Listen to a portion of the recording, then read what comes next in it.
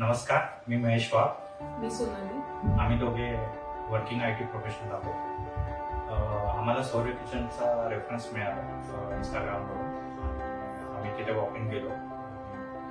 आम्हाला तिथले डिझाईन्स आवडले. त्यानंतर आम्ही अप्रोच केलो की डिझाईनला बराच वेळ घेतला आणि बरेच चेंजेस करून घेतले. म्हणजे जेवढे काय आम्हाला रिक्वायरमेंट होते डिझाईनच्या बाबतीत तेवढ्या वेळा त्यांनी चेंजेस करून दिले.